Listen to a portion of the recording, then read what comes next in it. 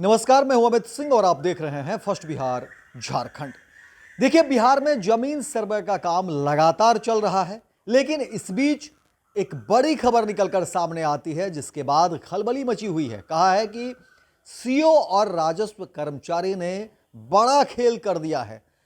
करोड़ रुपये से ऊपर का मामला है और कहा जा रहा है कि अब इस गड़बड़ी में देखिए कौन कौन लोग शामिल है, क्या कुछ हुआ है, क्योंकि तमाम जो पैसे हैं उसका कोई हिसाब किताब नहीं मिल रहा है और सीओ के अलावा राजस्व कर्मचारी के ऊपर बड़े और गंभीर आरोप लग रहे हैं।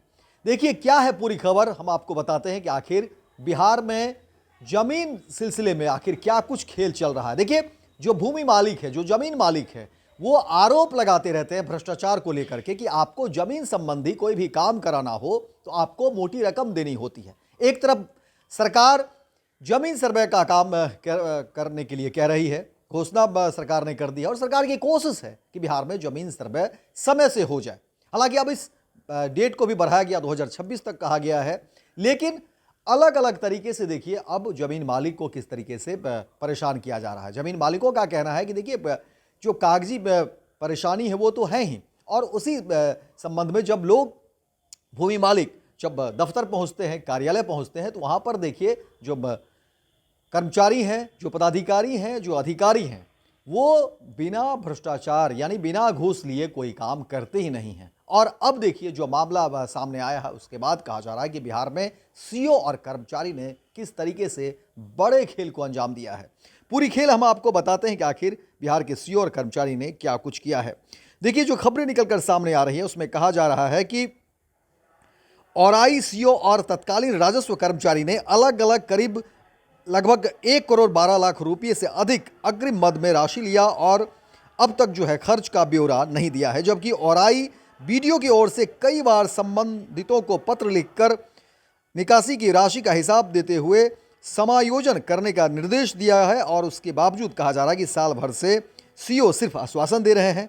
वही राजस्व कर्मचारी का तबादला हो चुका है, वे वर्तमान में गायघाट अंचल कार्यालय में तैनात हैं। वहीं औराई बीडीओ ने सीओ और राजस्व कर्मचारी को रिमाइंडर भेजा है और शीघ्र निकासी की गई राशि का पूरा ब्यौरा देने को कहा है।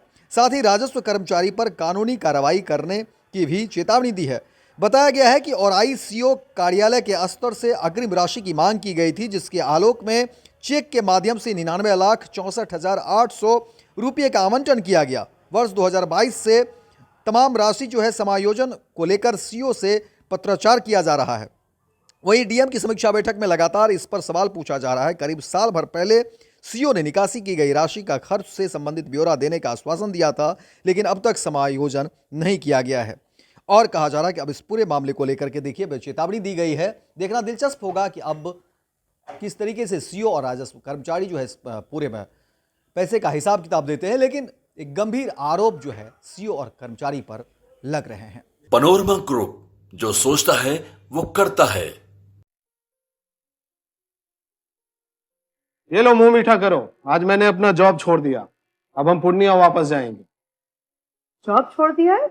मतलब ये घर कैसे चलेगा? हम करेंगे क्या? और माँ बाबूजी क्या बोलेंगे? इसलिए मैं एक और मिठाई का डब्बा लाया। अपने बिजनेस के लिए लोन अप्रूव हो गया। अरे लोन अप्रूव हो गया वो तो ठीक है, लेकिन पूर्णिया में हम रहेंगे कहाँ? अपना घर भी तो नहीं है वहाँ। इसलिए तो एक और मिठाई का डब्बा अलग से लाया हूँ। हमने पूर्णिया में घर ले लिया है, पूर्णिया के ई होम्स पैनोरमा में। पूर्णिया में पैनोरमा ग्रुप लेकर आए हैं ई होम्स पैनोरमा। बड़ा घर, आलीशान जिंदगी और अत्याधुनिक सुविधाओं के संग। अरे अब क्यों मुंह मीठा करवा रही हो? क्योंकि हम घर वापसी जो कर रहे हैं। घर वापसी की खुशी पूर्णिया में ई होम्स पैनोरमा के संग। ई Homes Panorama, luxurious lifestyle redefined.